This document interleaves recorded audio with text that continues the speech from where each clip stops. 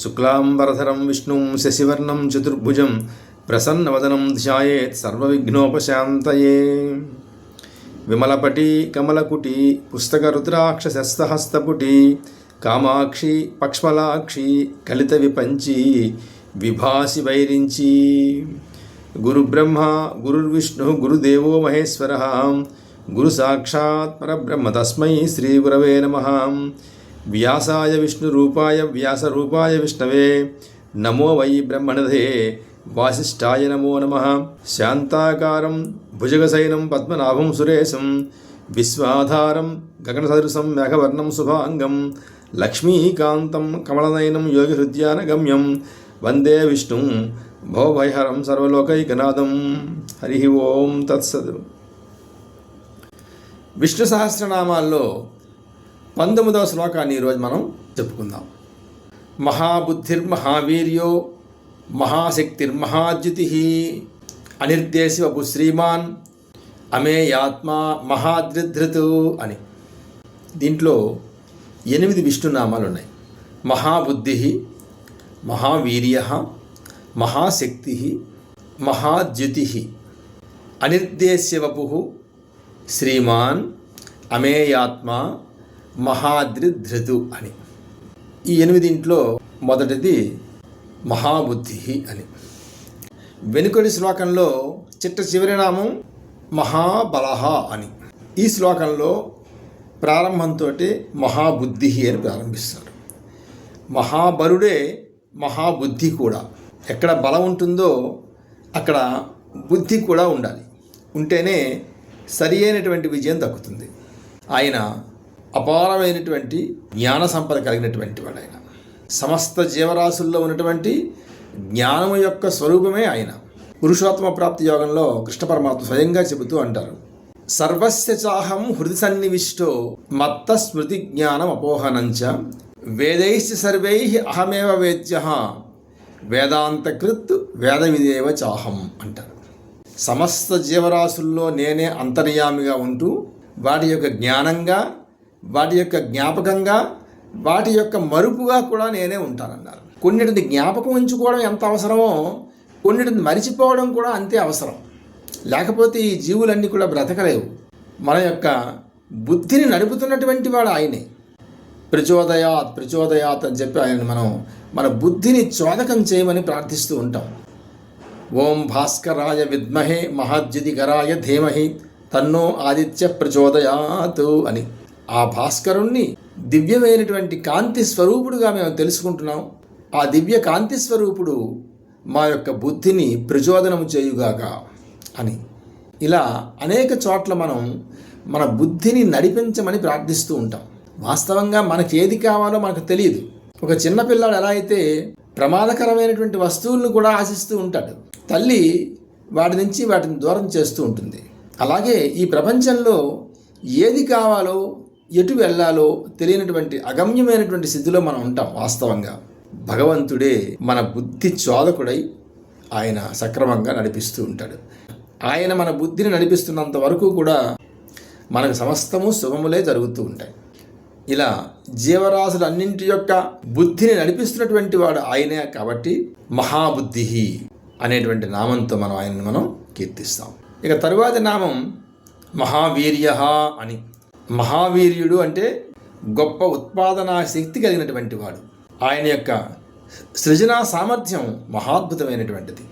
ఈ సృష్టిలో చూడండి, ఎన్నో అద్భుతాలు, రకరకాల జీవరాశులు, రకరకాల పూలు, ఈ అందాలు, ఇవన్నీ కూడా ఆయన యొక్క సృష్టి శక్తిని వ్యక్తం చేస్తూ ఉంటాయి. ఒక మల్లె పువ్వును చూడండి. నిన్న సాయంత్రం అది ఒక చిన్న మొగ్గ. ఆ మొగ్గని మనం బలవంతంగా రేకులు విప్పి చూస్తే అందులో ఏ పరిమళము ఉండదు. మరునాటి ఉదయానికి దానంతటా అదే వికసించి అద్భుతమైనటువంటి పరిమళాలు వెదజల్లుతూ ఉంటుంది. ఆ రేకులు కూడా ఎంతో చక్కనైనటువంటి కూర్పుతో ఉంటాయి. ఈ అద్భుతమైనటువంటి సృజనా శక్తి పరమేశ్వరుడిది. అంచేత ఆయన సృష్టి నైపుణ్యాన్ని కలిగినటువంటి వాడు, సృజనా శక్తిని కలిగినటువంటి వాడు, ఉత్పాదక శక్తిని కలిగినటువంటి వాడు. ఆయనను మించినటువంటి మహావీర్యుడు వేరొకడు ఉండడు. అంచేత ఆయనను మనం మహావీర్యాయ నమః అని ప్రార్థిస్తాం. ఇక తరువాత నామం మహాశక్తి అని. ఈ సమస్తమైనటువంటి సృష్టిలో ఏ ఏ శక్తులు ఉన్నాయి అనుకుంటున్నామో ఆ శక్తులన్నింటి యొక్క మూలంగా ఆయన ఉంటాడు. బ్రహ్మాది దేవతలకు కూడా శక్తినిస్తున్నటువంటి వాడు ఆయనే. ఈ శక్తి జీవుల్లో 3 విధాలుగా ఉంటుంది: ఇచ్ఛాశక్తి, జ్ఞానశక్తి, క్రియాశక్తి అని. ఈ మూడింటితోనే ఈ జీవులన్నీ కూడా కదులుతూ ఉంటాయి. ఈ 3 శక్తుల్ని ఒక ఉదాహరణతో మీకు తెలియజేసేటువంటి ప్రయత్నం చేస్తాను. ఇచ్ఛాశక్తి, జ్ఞానశక్తి, క్రియాశక్తి. మీరు సాయంత్రం అలా గుమ్మంలో కూర్చున్నారు. మీకు కొంతసేపటికి మామిడి పళ్ళు తినాలనిపించింది. ఈ తినాలన్నటువంటి కోరిక కలగడం అనేటువంటిది ఇచ్ఛాశక్తి. ఇప్పుడు ఇంట్లో మామిడి పళ్ళు లేవు, అవి ఎలా సంపాదించాలి? వీధి చివర ఒక పళ్ళ దుకాణం ఉంది, అక్కడ ఈ పళ్ళుని సంపాదించుకోవచ్చు అని మీకు ఒక జ్ఞాపకానికి వచ్చింది. ఇది జ్ఞానశక్తి. ఇప్పుడు మీరు ఆ పళ్ళ దుకాణానికి బయలుదేరి వెళ్ళి ఆ పళ్ళను కొనుక్కొని తెచ్చి కడిగి తింటారు. ఇది క్రియాశక్తి. ఈ ఇచ్ఛాశక్తి, జ్ఞానశక్తి, క్రియాశక్తి, ఇచ్ఛాశక్తి, జ్ఞానశక్తి, క్రియాశక్తి, ఇలా లోకంలో జీవులన్నీ కూడా ఈ మూడింటితోనే నడుస్తూ ఉంటాయి. ఈ 3 శక్తుల వెనుక ఉన్నటువంటి మహాశక్తి ఆయనే. ఇందులో ఏది లోపించినా ఆ పని జరగదు. అంచేత మహాశక్తి స్వరూపుడుగా ఉంటాడు ఆయన. ఆ శక్తి ఎప్పటికీ కూడా తరగని శక్తి. ఈ సమస్త గ్రహమండలాలు, సమస్త జీవరాశులు, వీటన్నింటి యందు కూడా మూలరూపమైనటువంటి శక్తిగా తాను ఉంటాడు. అంతెందుకు, కొన్ని కోట్ల సంవత్సరాల నుంచి సూర్యుడు వెలుగుతూనే ఉన్నాడు. ఆ సౌరశక్తి ఎప్పటికీ తరిగిపోదు, అలాగే ఉంటుంది. ఏ కొద్దిపాటి తరిగినా విశ్వం అంతా కూడా మంచుగడ్డగా మారిపోతుందని శాస్త్రజ్ఞులే చెప్తూ ఉంటారు. కానీ ఒక్కింత కూడా ఆ సౌరశక్తి తరగదు. ఈ తరగని శక్తిగా ఈ విశ్వం అంతా కూడా నడిపిస్తున్నటువంటి వాడు ఆయనేగా ఉంటాడు. కాబట్టి ఆయన మహాశక్తయే నమః అని ఆయనను మనం కీర్తిస్తాం. తరువాత నామం మహాద్యుతి అని. ద్యుతి అంటే వెలుగు. మహాద్యుతి, గొప్ప వెలుగు రూపంలో ఆయనే ఉంటాడు. అసలు వెలుగులన్నింటికీ కూడా పెద్ద వెలుగు ఆయనే. సూర్య భగవానుడి యొక్క వెలుగుకి కారణం కూడా ఆయనే అయి ఉంటాడు. పోతన గారు అంటారు, లోకంబులు లోకేశులు లోకస్తులు తెగిన తుది అలోకంబగు పెంచీకటి కవ్వల ఎవ్వండేకాకృతిన్ వెలుంగు అతనిన్నే సేవింతున్ అంటారు. ఈ సమస్తమైనటువంటి లోకాల్ని పరిపాలిస్తున్నటువంటి రాజులు, సూర్యుడు, చంద్రుడు, సమస్త గ్రహమండలాలు అన్నీ కూడా నాశనం అయిపోతాయి ఒకనాడు మహాప్రళయకాలంలో. అలాంటి సమయంలో ఈ జగత్తంతా కూడా పెద్ద చీకటి ఏర్పడుతుంది. పెంచీకటికి అవ్వల ఎవ్వండి ఏకాకృతిని వెలుంగు అతనిన్నే సేవింతున్నంటాడు. అప్పుడు ఏర్పడేటువంటి మహాగాఢాంధకారానికి అవతల వైపు వెలుగు రూపంలో ఉండిపోతాడు ఆయన ఒక్కడే. ఆ ఆరని వెలుగే ఆయన. మహాద్యుతి, ఎప్పటికీ కూడా తరగనటువంటి కాంతి స్వరూపుడై ఉంటాడు. ఆయన ఆత్మ చైతన్య రూపుడుగా సమస్త జీవరాశుల్లో కూడా ప్రకాశిస్తూ ఉంటాడు. కాబట్టే జీవులన్నీ కూడా ఒక ప్రకాశాన్ని కలిగి ఉంటాయి. దక్షిణామూర్తి స్తోత్రం చేస్తూ అంటారు, నానాఛిద్ర ఘటోదర స్థిత మహాదీప ప్రభాభాస్వరం జ్ఞానం యస్యతు చక్షురాదికరణద్వారా బహిస్పందతే జానామీతి తమేవ భాంతమనుభాత్య తత్సమస్తం జగతు తస్మై శ్రీ గురుమూర్తయే నమయిదం శ్రీ దక్షిణామూర్తయే అంటారు. ఒక కుండకి కొన్ని చిల్లులు పెట్టి ఆ కుండలో ఒక దీపాన్ని పెట్టామనుకోండి, ఆ కుండ యొక్క కన్నాల నుంచి ఆ దీపకాంతి అన్ని వైపులకి ప్రసరిస్తూ ఉంటుంది. అలాగే ఆత్మ చైతన్య రూపుడుగా పరమేశ్వరుడే లోపల ఉండి చక్షురాదికరణ ద్వారా బహిస్పందతే, సమస్తమైనటువంటి ఇంద్రియాలలో ఉన్నటువంటి చైతన్య శక్తిగా వెలుపలికి వ్యక్తం అవుతూ ఉంటాడు. అలా ఆ ఇంద్రియాలలో ప్రకటీకృతం అవుతున్నంత వరకు అది శవం. ఆ ఆత్మ చైతన్యం ఎప్పుడైతే లోపల లేదో అది శవం. అంచేత ఆయన చైతన్య రూపుడై మహాకాంతి స్వరూపుడై ఈ లోకమంతా కూడా ఆయనే వెలుగుతూ ఉంటాడు. అందుకు ఆయన మహాద్యుతి, మహాద్యుతయే నమః అనేటువంటి నామంతో ఆయనను మనం కీర్తిస్తాం. వెనుకటి శ్లోకంలో చెప్పుకున్నటువంటి మహోత్సాహ మహాబలహ అని ఈ శ్లోకంలో మొదటి వాక్యంలో చెప్పినటువంటి 4 గుణాలు మహాబుద్ధి, మహావీర్య, మహాశక్తి, మహాద్యుతి అని. మొత్తంగా ఇవి 6 నామాలు. ఈ 6 కూడా ఆయన యొక్క సహజ సిద్ధమైనటువంటి గుణాలు. ఈ 6 గుణాలని షడ్గుణములు అంటాం. అంచేతనే ఆయన మనం షడ్గుణైశ్వర్య సంపన్నుడిగా మనం ఆయనని కీర్తిస్తాం. తరువాతి నామం అనిర్దేశ్య వపుః అని.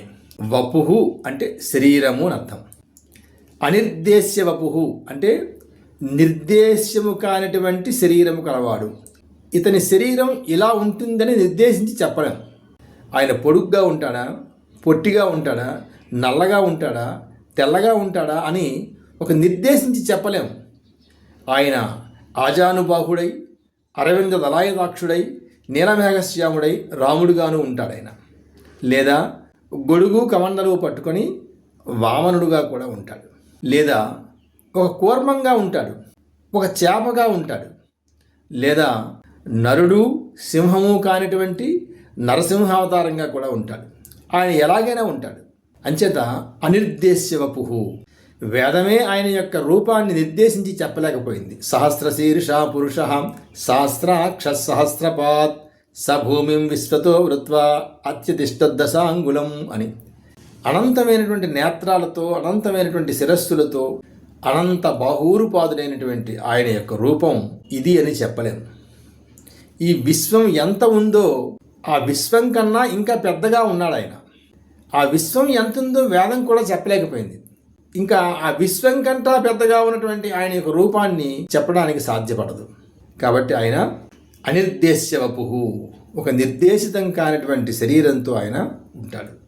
తరువాతి నామం శ్రీమాన్ అని.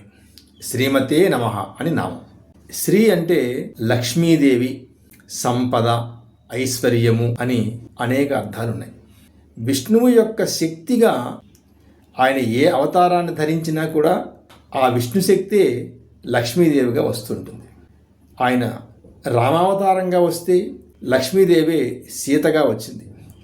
కృష్ణావతారంగా వస్తే రుక్మిణిగా వచ్చింది. ఆ విష్ణు శక్తిగా లక్ష్మీదేవి ఉంటుంది. అంచేత ఆయన ఎప్పుడూ కూడా శ్రీమాన్ అంటాం. శ్రీ అంటే ఐశ్వర్యము, సంపద అని అర్థం ఉంది. ఈ లోకంలో ఉన్నటువంటి సమస్త ఐశ్వర్యములన్నీ కూడా ఆయన యొక్క స్వరూపమే. ఈ పంచభూతాలు కూడా గొప్ప ఐశ్వర్యమే కదా. అవి లేనిదే ఈ జీవరాశులేవి బ్రతకలేవు. ఈ జీవరాశులన్నీ కూడా ఆ పంచభూతాలనే ఆశ్రయించి ఉంటాయి. కాబట్టి ఈ ఐశ్వర్య స్వరూపుడై ఉంటాడు ఆయన. శ్రీ అంటే మంగళము, శుభము అని అర్థం. ఆయన యొక్క రూపాన్ని దర్శించిన, ఆయన యొక్క నామాన్ని ఉచ్చరించిన శుభములే జరుగుతాయి. శ్రీ అంటే అనుగ్రహము, దయ అనేటువంటి వేరొక అర్థం ఉంది. శ్రీమాన్ ఆయన అనుగ్రహస్వరూపుడు, దయాస్వరూపుడు. ఆయన ఏ అవతారం ధరించినా కూడా లోకాల్ని అనుగ్రహించడానికే అవతారాన్ని తీసుకుంటాడు. ఆయన అనుగ్రహంతోనే ఆయన ఆ రాక్షస సంహారం కూడా చేస్తాడు.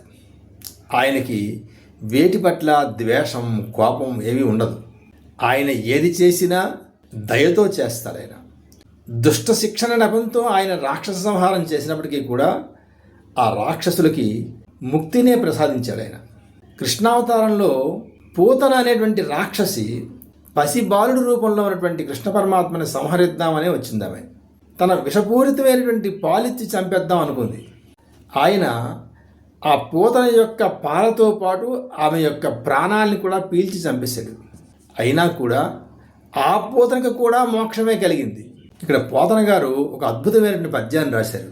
హరిధనమీదం పదములు కరములు నిడి చన్ను గుడిచి కదిసిన మాత్రం హరిజనని పగిది పరగతి కరిగను దురిదములు వాసి అసురాంగనయున్ అంటారు. బాలకృష్ణుణ్ణి సంహరిద్దామనేటువంటి దుర్బుద్ధితోనే వచ్చింది పూతన. వచ్చి ఆ పిల్లాన్ని తన ఒడిలోకి తీసుకుంది. ఆ తీసుకున్నప్పుడు ఆ విష్ణువు యొక్క పాదాలు, కరములు ఆ శరీరాన్ని తాకే. అంచేత విషపు పాలిచ్చినప్పటికీ కూడా ఆ విషపు పాలతో పాటు ఆమె శరీరాన్ని ఆవహించి ఉన్నటువంటి సమస్త పాపాల్ని కూడా ఆయన తాగేశాడు. ఆయన అంచేతనే హరిజనని పగిది పరగతి కరిగను దురితములు వాసి అసురాంగనయున్ అంటారు. పాలిచ్చి పెంచినటువంటి తల్లి యశోదమ్మకి ఏ రకమైనటువంటి మోక్షస్థితి కలిగిందో విషము పాలిచ్చి సంహరిద్దాం అనేటువంటి దుర్బుద్ధితో వచ్చినటువంటి పూతనకు కూడా అదే మోక్షస్థితి కలిగిందంటారు. అంచేతనే పరమదయాస్వరూపుడు ఆయన. కాబట్టి ఆయనను మనం శ్రీమాన్ అనేటువంటి నామంతో ఆయనని కీర్తిస్తాం. తరువాత నామం అమేయాత్మ అని. అమేయమైనటువంటి ఆత్మస్వరూపుడు. అమేయము అంటే పరిమితి లేనిది అని అర్థం. పరిమితి లేనటువంటి ఆత్మస్వరూపుడు ఆయన. ఒక జీవుడి యొక్క శరీరానికి పరిమితి ఉంది, కానీ ఆ శరీరంలో ఉన్నటువంటి ఆత్మ చైతన్య శక్తికి పరిమితి లేదు. ఈ చైతన్య శక్తి విశ్వం అంతా కూడా వ్యాపించి ఉంది. పరిమితి లేనటువంటి ఆత్మ చైతన్య శక్తి స్వరూపుడై ఉంటాడు. కాబట్టి ఆయనను మనం అమేయాత్మ అనేటువంటి నామంతో కీర్తిస్తాం. ఇక ఈ శ్లోకంలో చిట్ట చివరి నామం మహాద్రిధృతు అని. కొన్ని పాఠాల్లో మహాద్రిధృక్ అని, మరికొన్ని పాఠాల్లో మహాద్రిధృతు అని ఉంటాయి. రెండింటికి ఒకే అర్థాన్ని ఇస్తాయి. మహాద్రిధృతు అంటే గొప్ప పర్వతాన్ని మోసినటువంటి వాడు అర్థం. ఈ నామం విష్ణువు యొక్క 2 అవతారాలు తెలియజేస్తూ ఉంటుంది. కూర్మావతారం, కృష్ణావతారం. దేవదానవులు అమృతోత్పాదనం కోసమని పాలసముద్రాన్ని తరుస్తున్నారు. మందర పర్వతాన్ని కవంగా, వాసుకుని త్రాడుగా చేసుకొని దానిని చిలకాలని ప్రయత్నం చేశారు. కానీ ఆ పర్వతానికి కింద ఏదీ లేకపోవడం వల్ల ఆ పర్వతం మాటి మాటికి మునిగిపోతుంది. అప్పుడు మహావిష్ణువుని వేడుకున్నారు. కూర్మావతారంలో మందర పర్వతాన్ని తన మూపుతో మోసారు కాబట్టి ఆయనను మహాద్రిధృతు అనేటువంటి నామంతో కీర్తించవచ్చు. కృష్ణావతారంలో కూడా ఆయన గోవర్ధన పర్వతాన్ని ఎత్తారు. గోపాలకులందరూ కూడా వర్షం కోసమని ఇంద్రుడిని విడిచి గోవర్ధన పర్వతాన్ని పూజించారు. అది ఇంద్రుడికి కోపం వచ్చింది. రాళ్ల వర్షం కురిపించాడు ఆయన. ఆ రాళ్ల వర్షానికి గోపాలకులు, గోవులు అన్నీ కూడాను చెల్లా చెదురైపోయి ఇబ్బంది పడ్డాయి. అప్పుడు ఆ విధంగా ఆయన గోపాలకుల్ని, గోవుల్ని కూడా రక్షించాడు. అందరూ ఆ పర్వతం కిందకు వచ్చారు. కానీ కొంతమంది చిన్నపిల్లాడు కదా వీడు, ఈ పర్వతాన్ని ఎత్తడం ఏంటి, పొరపాటుని కానీ వదిలేస్తే మనం ఏమైపోతామనే భయం కొంతమందికి ఉంది. భగవంతుడిపై పూర్తి విశ్వాసం లేనటువంటి వాళ్ళు ఎప్పటికీ ఉంటారు. అంచేత వాళ్ళు లోపలికి వచ్చి ఓసారి బయటికి వెళ్ళిపోతున్నారు. కృష్ణుడు వీళ్ళని గమనించాడు. అప్పుడు అంటున్నాడు, బాలుండీతడు కొండ దొడ్డది మహాభారంబు సైరింపగా జాలండోయని దీని క్రింద నిలువన్ శంకింపగా బోలదు ఈ శైలాంబోనిధి జంతు సంయుత ధరాచక్రంబుపై బడ్డ నాకేలల్లాడదు బంధులారా నిరుడీ క్రిందన్ ప్రమోదంబునన్ అంటారు. బాలుడు కదా, ఇతడు కొండ ఎత్తడం ఏంటి, ఏదైనా ప్రమాదం సంభవిస్తుందేమో అని ఆలోచిస్తున్నారేమో. రండి రండి, భయపడకండి. ఈ పర్వతంతో పాటు ఈ సమస్త భూమండలం అంతా కూడా నా పైన నిలబెట్టినా కూడా నా చెయ్యి కదలదు. సంతోషంగా దీని క్రిందకి రండి అంటాడు ఆయన. అయినా కూడా కొంత సందేహంతోనే ఆ పర్వతం కిందకి చేరుకున్నారు. ఎందుకైనా మంచిదని చెప్పి ఈ పశువుల్ని తోలడానికి తెచ్చుకున్నటువంటి కర్రలు దాన్ని కొంచెం నిలబెట్టి అడ్డుకుంటున్నారు. మనుష్యులలో ఉన్నటువంటి లక్షణం కూడా ఇలాగే ఉంటుంది. అసలు భగవంతుణ్ణి విస్మరించి మన ప్రయత్నం ఎంత చేయాలో అంతా చేస్తాం. మన వల్లనే అది ఆగిపోతుందేమో అని ప్రయత్నం చేస్తాం.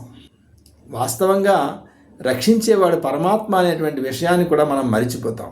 ఈ లక్షణాలన్నింటినీ కూడాను ఆ పద్యంలో పొందుపరిచారు పోతన గారు. ఆయన మహాద్రిధృతు, మహాపర్వతాన్ని ఆయన ధరించాడు. ఆయన మహాద్రిధృతే నమః అనే నామంతో ఆయన మనం కీర్తిస్తాం. మహాబుద్ధిర్మహావీర్యో మహాశక్తిర్మహాద్యుతి అనిర్దేశి వపు శ్రీమాన్ అమేయాత్మ మహాద్రిధృతు అనేటువంటి 8 విష్ణునామాలతో ఈ శ్లోకాన్ని పూర్తి చేసుకున్నాం. తరువాత 20వ శ్లోకంతో మళ్ళీ కలుద్దాం. సర్వం శ్రీ మాతృచరణారవిందార్పణమస్తు. స్వస్తి.